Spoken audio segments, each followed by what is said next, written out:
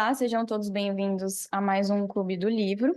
Eu sou a Gabriela Faria Reis Queiroz, da Rio em Cardiologia Pediátrica da Cardioped Brasil, e a apresentação faz parte do programa de residência em Cardiologia Pediátrica da Cardioped Brasil, Centro do Coração da Criança. Hoje eu vou dar sequência ao Clube do Livro, no livro do Mosen Adams, com o capítulo de anomalias congênitas dos vasos coronários e da raiz da aorta. As células do miocárdio em desenvolvimento inicialmente recebem uma nutrição direta do sangue circulante na cavidade ventricular. E à medida que o miocárdio se engrossa e desenvolve, a presença de múltiplas trabeculações permite uma proximidade das células miocárdicas à cavidade ventricular. Essas trabeculações, então, se desenvolvem em um sistema sinusoidal, que continua reduzindo a distância de difusão entre os miócitos e a circulação. O desenvolvimento vascular coronariano começa com uma formação de uma profusão pró-epicárdica por células primordiais, as quais estabelecem as células pró-epicárdicas e epicárdicas e depois migram através da superfície do coração. As células epicárdicas invadem a matriz subepicárdica em formação e formam a camada vascular coronária.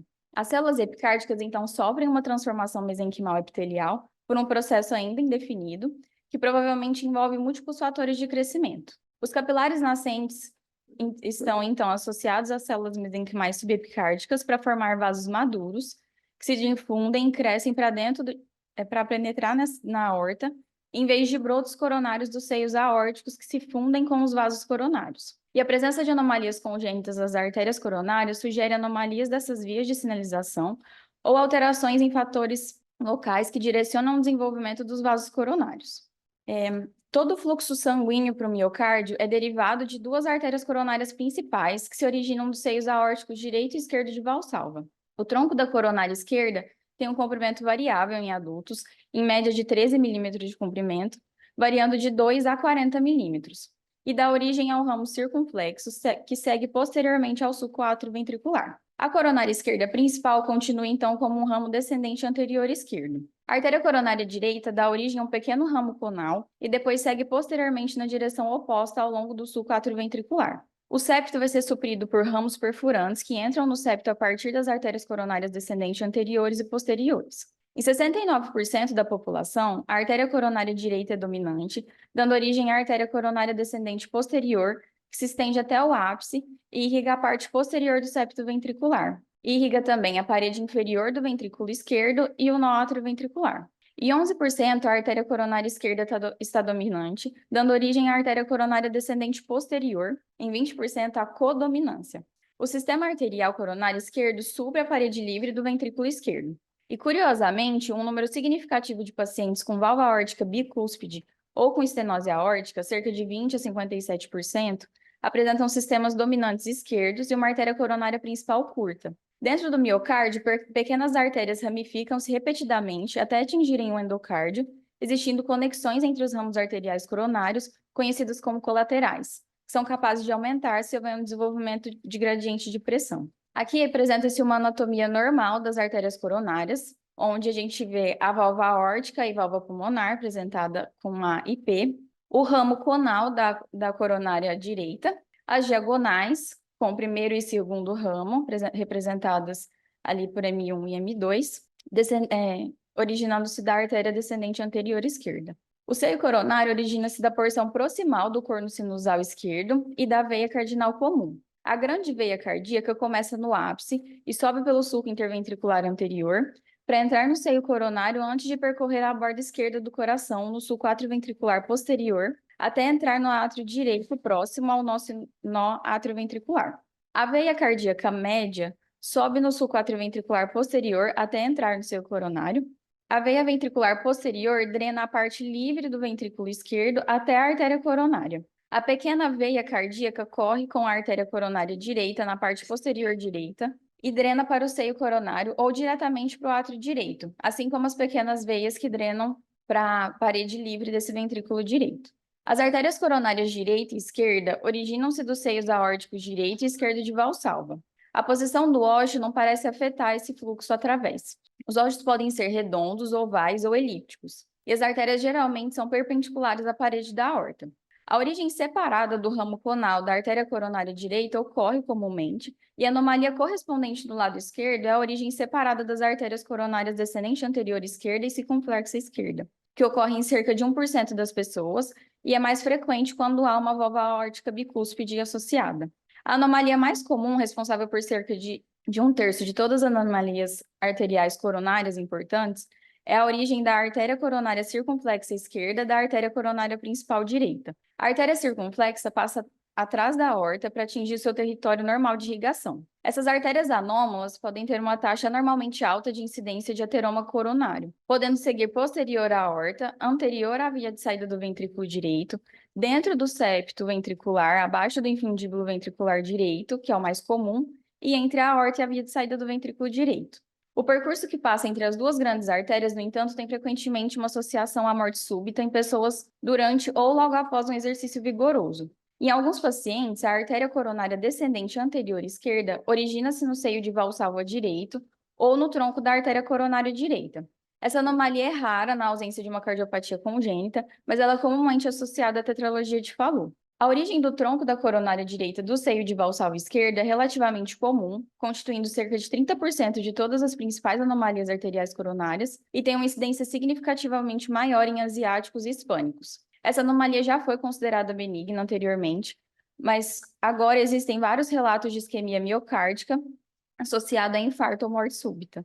Aqui traz um esquema das origens anômalas de coronária esquerda. Na imagem A circunflexa, originando-se da artéria coronária direita. Na imagem B, o tronco da artéria coronária esquerda, originando-se do seio de valsalva direito, com um curso posterior. Na imagem C, um tronco de coronária esquerda, originando-se do seio de valsalva direito. Na D, um tronco de coronária esquerda, originando-se do seio de valsalva direito, com um trajeto septal interventricular. Na E, a artéria principal esquerda, originando-se do seio de valsalva direito, com um trajeto entre as duas grandes artérias. E na F, uma origem separada da coronária descendente anterior da artéria direita do seio de valsalva. Aqui ainda traz um esquema de uma origem anômala de coronária direita do seio de valsalva esquerdo, com uma origem oblíqua e um curso entre as duas grandes artérias. A artéria coronária única, em 5 a 20% constitui 20 a 5% das principais anomalias coronárias, e ela surge da aorta. Às vezes, um cordão atrésico conecta a parte da artéria a um seio de valsalva que não tem ósseo. E cerca de 40% dessas anomalias estão associadas a outras malformações cardíacas, incluindo a transposição dos grandes vasos, tetralogia de Fallot, troncos arteriosos, fístulas coronário-cavitárias e válvulas aórticas bicúspides. A maioria das artérias coronárias isoladas não produz sintomas na ausência de um ateroma grave, que vai ser claramente mais grave quando há apenas uma artéria principal irrigando todo o miocárdio. Mas um pequeno número de prematuros foram relatados com morte com essa anomalia. Geralmente são aquelas variantes em que um ramo principal passa entre a aorta e um fundíbulo do ventrículo direito, que apresentam um maior risco de morte súbita, mas outros padrões também podem causar uma isquemia. Os ramos das artérias coronárias esquerdo ou direito, originando-se do seio de valsalva posterior, são muito raros e não foram associados a uma morte prematura ou súbita. Aqui também traz um esquema, onde na imagem A tem uma continuação da coronária direita até a coronária circunflexa e descendente anterior. Na B, um trajeto posterior da circunflexa separada, emitindo uma descendente anterior.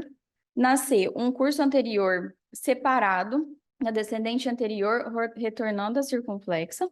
Na imagem D, uma artéria coronária esquerda dando origem à descendente anterior e circunflexa, que continua como uma artéria coronária direita. Na imagem E, um trajeto posterior do ramo coronário direito separado do tronco da artéria coronária esquerda. E na imagem F, um curso anterior da artéria coronária direita separada, saindo da artéria descendente anterior.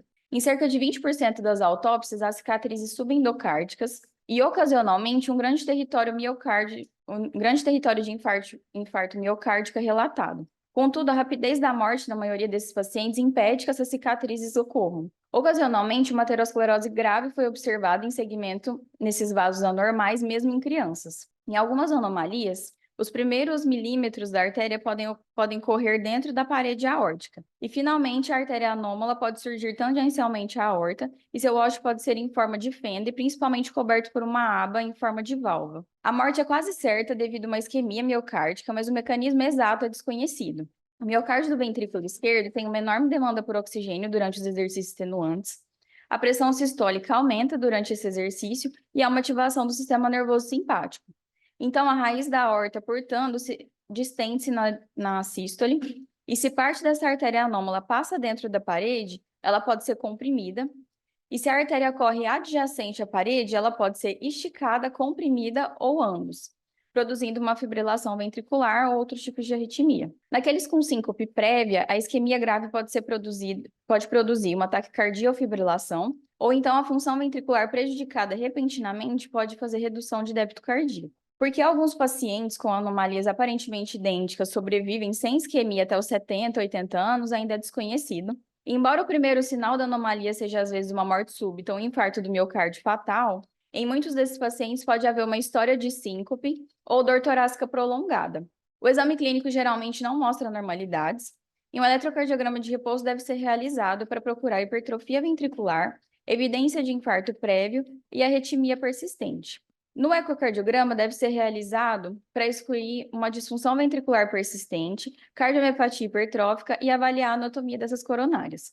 Foi relatado um resultado normal do teste de esforço próximo ao máximo em pacientes que morreram posteriormente e teve um tronco de coronária esquerda anômalo. Por conta disso, uma síncope por esforço ou dor torácica por esforço em uma criança ou adulto jovem justifica uma investigação mais profunda, mesmo que esse ecocardiograma seja inconclusivo. Nessa anomalia, a artéria coronária esquerda origina-se da artéria pulmonar, geralmente da face posterior esquerda do seio. O primeiro relato relacionado a achados clínicos de autópsia em um menino de 3 meses de idade foi de Bland e colaboradores, e então a anomalia foi chamada de síndrome de Bland-White-Garland. Na vida fetal, essa anomalia provavelmente não tem efeito prejudicial, pois as pressões e as saturações de oxigênio são semelhantes na aorta e na artéria pulmonar. A perfusão miocárdica é presumivelmente normal, e não há um estímulo para a formação de colaterais. Após o nascimento, entretanto, essa artéria pulmonar contém sangue desaturado em pressões que rapidamente caem abaixo de pressões sistêmicas. Portanto, o ventrículo esquerdo, com a enorme demanda de oxigênio, é perfundido com sangue desaturado em baixas pressões. E aí o fluxo colateral é inicialmente baixo. Então, os vasos do miocárdio e ventrículo esquerdo dilatam-se para produzir uma resistência e aumentam o fluxo. Mas logo a reserva vascular coronariana vai se esgotar e ocorre a isquemia miocárdica. A princípio, a isquemia é transitória e ocorre apenas com esforço, como alimentar-se ou chorar, mas posteriormente aumento na demanda do miocárdio de oxigênio leva a um infarto da parede livre anterolateral do ventrículo, com consequente comprometimento da função ventricular esquerda. No eletrocardiograma, como há um infarto anterolateral no momento em que o bebê se apresenta para diagnóstico, haverá ondas Q anormais nas derivações D1 a VL, e derivações precordiais de V4 a V6. Também pode haver ondas R anormais ou progressão da onda R nas derivações precordiais esquerdas. Já na radiografia de tórax dos lactentes afetados, há uma cardiomegalia acentuada, predominantemente do átrio e ventrículo esquerdos, e evidência de edema pulmonar, semelhante às muitas formas de cardiomiopatia. Já no eco, o Doppler mostra que o fluxo passa da artéria coronária para a artéria pulmonar. Portanto, mesmo que a origem da artéria coronária até a aorta não seja bem definida pela imagem, a presença de um fluxo diastólico na artéria pulmonar será informativo. Uma artéria coronária direita aumentada também deve levantar a suspeita do diagnóstico. Também vai mostrar o tamanho e a função das câmaras cardíacas, particularmente do ventrículo esquerdo, bem como na região de anormalidade de movimentação da parede ventricular e uma regurgitação mitral. Já a tomografia tem demonstrado uma alta resolução na definição da anatomia das artérias coronárias e a origem delas na maioria dos pacientes na infância. Embora anteriormente o cateterismo cardíaco e a angiografia fossem comumente utilizados no diagnóstico dessas doenças congênitas, atualmente são utilizados apenas os resultados da imagem não invasiva. São apenas utilizados se resultados das imagens não invasivas forem determinados. Em bebês sintomáticos, o cateterismo cardíaco diagnóstico demonstra baixo débito cardíaco e alto enchimento nas pressões e geralmente alto grau de hipertensão pulmonar. A angiografia da raiz da aorta vai mostrar uma artéria coronária direita dilatada e, se houver grandes colaterais, mostrará um enchimento da artéria coronária esquerda e passagem de material de contraste da artéria coronária esquerda para a artéria pulmonar principal. De todas as crianças que nascem com essa anomalia rara, aproximadamente 87% apresentam-se na infância, e desses, de 65% a 85%, morrem antes de 1 ano por insuficiência cardíaca congestiva, geralmente após 2 meses de idade. Outros nunca apresentam sintomas, talvez devido a extensas colaterais e até uma abertura restritiva entre a origem da artéria coronária esquerda e o tronco pulmonar. No entanto, mesmo essas pessoas correm alto risco de morte súbita, especialmente durante o exercício. O primeiro tratamento cirúrgico eficaz foi a ligadura da artéria coronária esquerda em sua origem na artéria pulmonar para evitar esse roubo de fluxo. A maioria das crianças mais velhas beneficiam desse procedimento, especialmente se tiverem um shunt arterial coronário pulmonar extenso, mas ainda pode ocorrer uma morte súbita tardia. A ligadura da origem da artéria coronária esquerda e revascularização via artéria mamária interna ou enxerto de veia safena tem sido bem sucedido, embora tenha ocorrido trombose e estenose do enxerto em maior grau com enxertos de veia. O reimplante direito da origem da artéria coronária esquerda na aorta, com um botão de artéria pulmonar em torno da origem, provou ser bem sucedido e é considerado a abordagem padrão em muitos centros. Uma outra abordagem alternativa é o procedimento de Takeuchi, no qual é criada uma janela aortopulmonar e depois é feito um túnel que direciona o sangue da aorta para o ósseo coronário esquerdo. Devido ao infarto do músculo papilar e disfunção, descobriu-se que a insuficiência mitral pré-operatória significativa é um fator de risco para mortalidade e necessidade de uma cirurgia na válvula mitral tardia. Além disso, foi relatado que um reparo de 2 vasos é viável, mesmo em bebês mais doentes, se for usado um suporte pós-operatório com dispositivo de assistência ventricular. Do retrógrado da artéria coronária esquerda para a artéria pulmonar, da coronária esquerda para a artéria pulmonar. E no esquema C, após o aumento das colaterais, há um fluxo na artéria coronária direita aumentada e as colaterais com um fluxo retrógrado significativo para a artéria pulmonar. E aí as setas estão indicando a direção e a magnitude aproximada do fluxo nas artérias coronárias direita e esquerda e nas artérias colaterais entre elas. As fístulas coronarianas são conexões persistentes e anormais entre a artéria coronária e uma das câmaras cardíacas ou artérias pulmonares. Na era moderna da ultrassonografia de alta resolução, elas são frequentemente descobertas incidentalmente e, se pequenas, não representam uma consequência. No entanto, menos comumente podem ser grandes e impor uma carga hemodinâmica significativa ou um risco futuro de eventos cardiovasculares. As fístulas das artérias coronárias que se conectam às câmaras intracardíacas são provavelmente sequelas de reabsorção de trabeculações miocárdicas à medida que se conectam às artérias coronárias nascentes. Tem sido levantada a hipótese de que as fístulas que se conectam à artéria pulmonar podem ser uma consequência da falha da involução na região aortopulmonar. E existem 3 consequências fisiopatológicas de uma fístula coronária significativa, que são o escoamento aórtico diastólico, semelhante a uma insuficiência aórtica, hiperfluxo pulmonar, insuficiência coronariana distal. Mais comumente, pequenas fístulas coronárias são detectadas na ecocardiografia, como um pequeno shunt observado na diástole do miocárdio para uma câmara de baixa pressão do lado direito. Nesses casos, as câmaras do lado esquerdo são de dimensões normais, indicando que o grau de desvio é pequeno. Já fístulas coronárias grandes podem ser inicialmente diagnosticadas após encaminhamento por um sopro anormal, que pode ser contínuo. O ecocardiograma pode demonstrar uma dilatação das câmaras esquerdas, e dependendo onde a fístula entra no coração direito, também há dilatação de câmaras direitas. A angiografia coronária fornece o padrão ouro para o diagnóstico e delineamento anatômico, bem como a determinação da carga hemodinâmica para essas fístulas coronárias. É controverso se a intervenção em fístulas de pequeno a moderado tamanho é indicado para prevenir o seu crescimento para um shunt maior. As intervenções nas fístulas coronárias incluem uma oclusão transcatéter e uma ligadura cirúrgica aberta. Deve-se ter cuidado para não comprometer a circulação em locais viáveis do miocárdio. Frequentemente, a imagem de acompanhamento demonstrará uma redução dramática no tamanho dessa coronária proximal intraluminal. No entanto, deve-se notar que isso não significa que o vaso seja normal, e isso justifica o acompanhamento, bem como recomendações de hábitos saudáveis ao longo da vida para prevenir uma aterosclerose.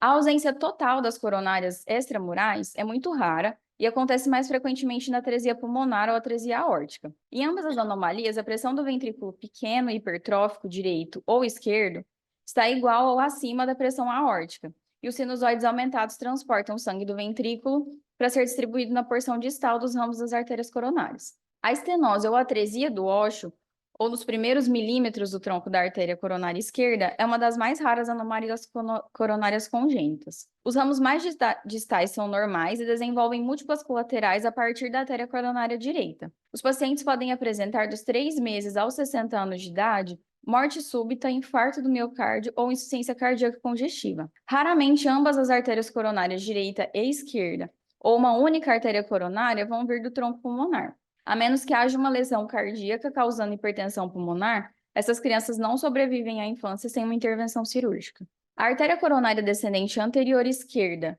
originando-se da artéria pulmonar, é uma anomalia muito rara, tendo sido descrito em poucos pacientes. Enquanto um ocorreu em uma criança que sucumbiu a um infarto do miocárdio, os demais foram em adultos, que se apresentavam predominantemente com angina. Sopros precordiais eram comuns, a maioria apresentava uma evidência eletrocardiográfica de isquemia. A angiografia foi o diagnóstico e o tratamento cirúrgico por ligadura da artéria anômala ou conectando a aorta tem sido recomendado. Já a artéria coronária circunflexa esquerda, se originando da artéria pulmonar ou ramos, foram relatadas, e em muitos pacientes, a artéria coronária circunflexa foi ligada a um ramo da artéria pulmonar e não ao tronco pulmonar principal. Todos eles foram crianças e todos, exceto uma, tinham outras lesões cardíacas congênitas associadas. Já a artéria coronária direita da artéria pulmonar também é rara, apenas cerca de 1/10, tão comum quanto o tronco da artéria coronária esquerda proveniente da artéria pulmonar. Mas recentemente tem sido associada a uma isquemia, síncope, cardiomiopatia e morte súbita. Como a maioria dos pacientes é assintomática e assim permanecem, não há como determinar quais pacientes estão em risco de morrer, sem uma correção cirúrgica desse defeito. No entanto, como a morte súbita é um risco, muitos cardiologistas recomendam essa correção cirúrgica, que tem sido feita através do reimplante da artéria coronária direita na raiz da aorta. As grandes artérias coronárias epicárdicas correm na superfície do coração, com apenas seus ramos terminais penetrando o músculo. Mas é muito comum que parte da artéria epicárdica mergulhe abaixo do músculo epicárdico por vários milímetros para que haja uma ponte muscular sobre a grande artéria. A maioria dessas pontes não são funcionalmente importantes, especialmente se elas forem superficiais. No entanto, existem exemplos documentados de isquemia miocárdica ou infarto associado a essas pontes, incluindo um alívio dessa isquemia após uma miotomia. Durante a angiografia coronária, uma porção da artéria coronária parece estar estreitada na sístole, mas amplamente patente na diástole, distinguindo-a de uma lesão parcial. Como as pontes miocárdicas são tão comuns e não indicam necessariamente uma doença, a decisão sobre a miotomia para alívio dos sintomas anginosos deve ser tomada com muita cautela. Não só deve ser uma ponte muscular bem definida, mas deve haver uma isquemia baseada em eletrocardiografia ou documentada em varredura de ressonância ou ecocardiografia de estresse, na região irrigada por essa artéria. Embora as fontes miocárdicas causadoras de isquemia sejam raras em crianças com um coração normal, elas podem representar uma causa significativa de morbidade e mortalidade em crianças com cardiomiopatia hipertrófica, embora isso também seja debatido.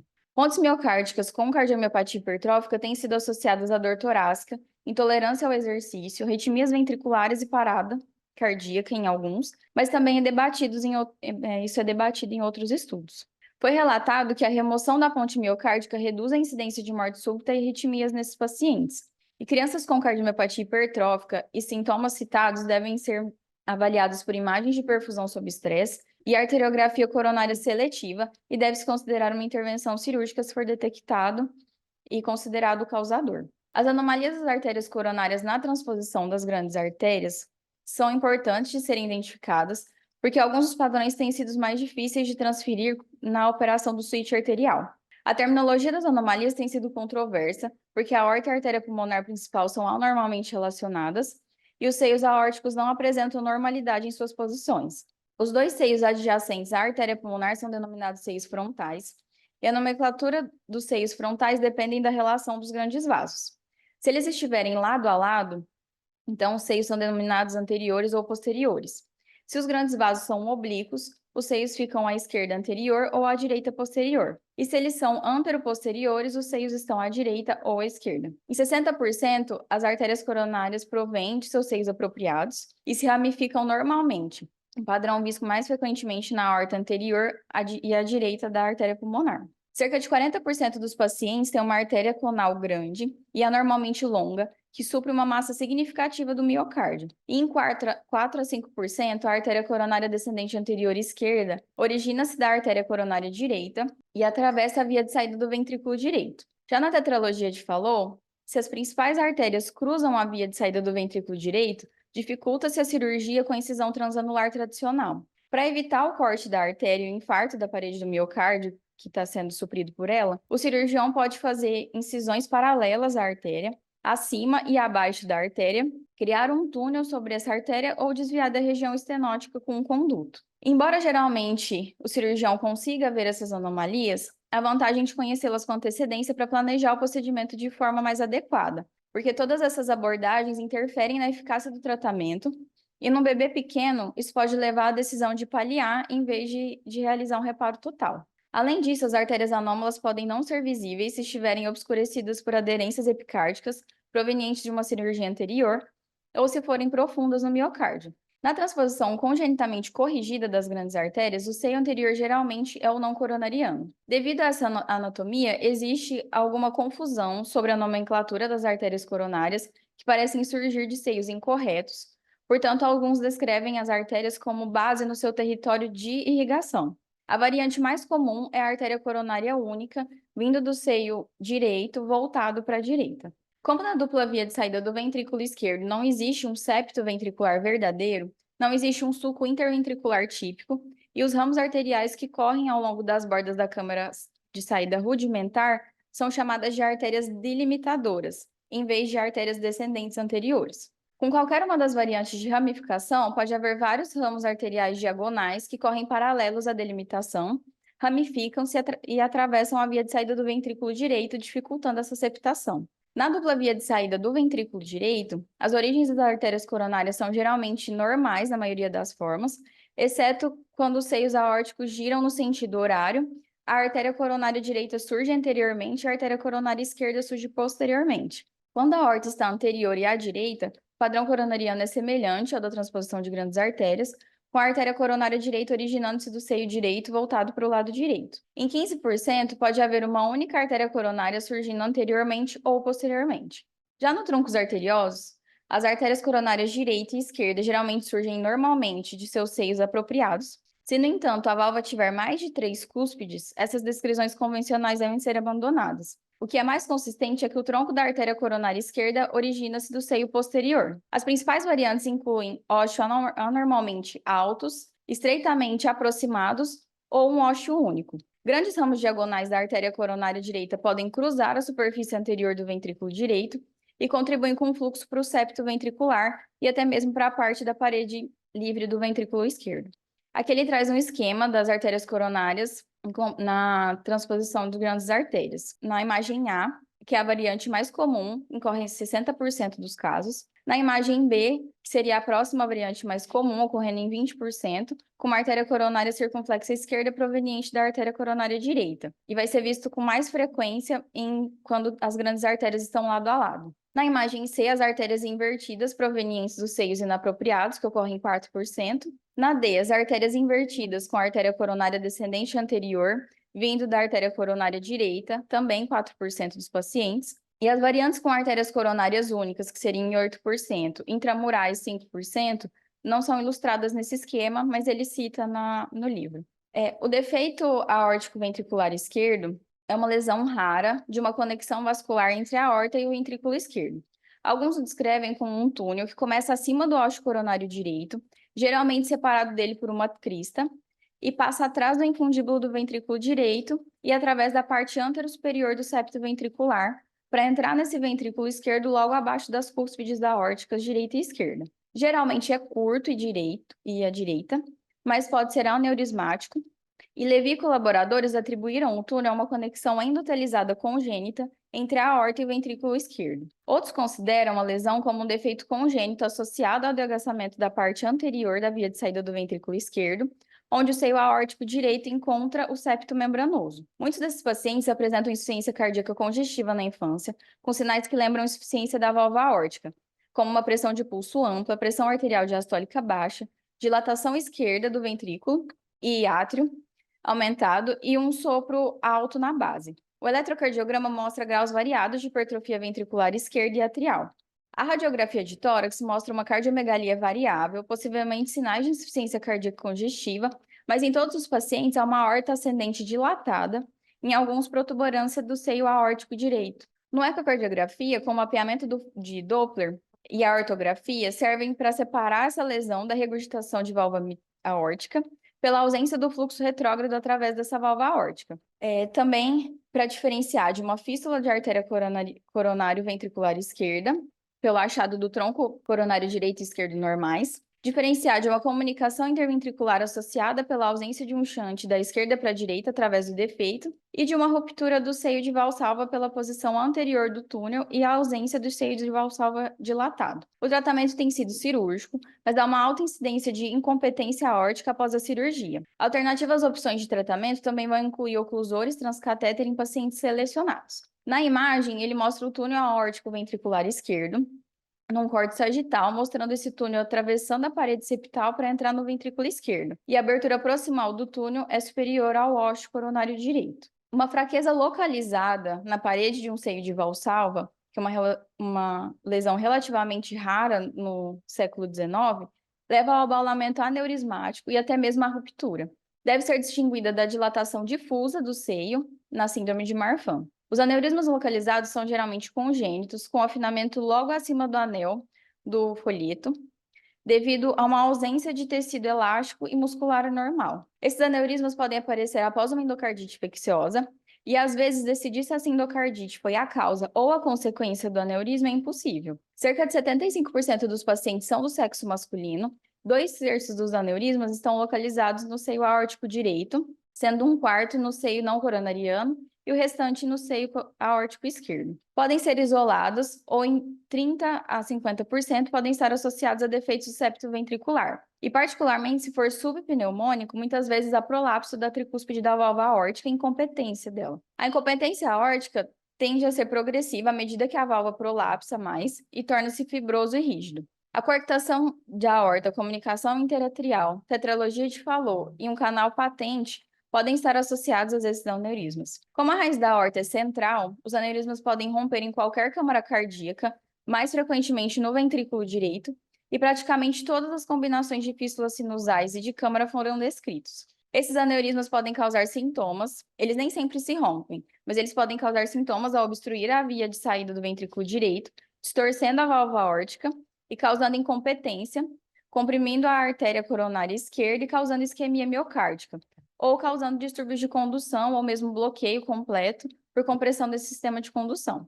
A idade média para o início dos sintomas devido à ruptura súbita dos aneurismas foi cerca de 31 anos, podendo ocorrer após um trauma torácico agudo ou grave esforço. Se o aneurisma se romper, o tamanho da fístula determinará o tamanho do shunt e o seu local de entrada. A endocardite infecciosa é uma complicação importante das fístulas menores e podem ocorrer em 5 a 10% desses pacientes. A ruptura pode ser acompanhada por uma dor dilacerante no peito ou na parte superior do abdômen. Se um grande shunt se desenvolver rapidamente, os sintomas de insuficiência cardíaca congestiva aparecem quase imediatamente, mas com fístulas menores podem demorar vários meses. Cerca de 20% dos pacientes são assintomáticos, e com uma fístula pequena, pode haver um sopro contínuo, como de um canal arterial, no terceiro ou quarto espaço intercostal próximo à borda external. Com fístulas maiores, haverá uma pressão de pulso ampla e hiperatividade ventricular esquerda.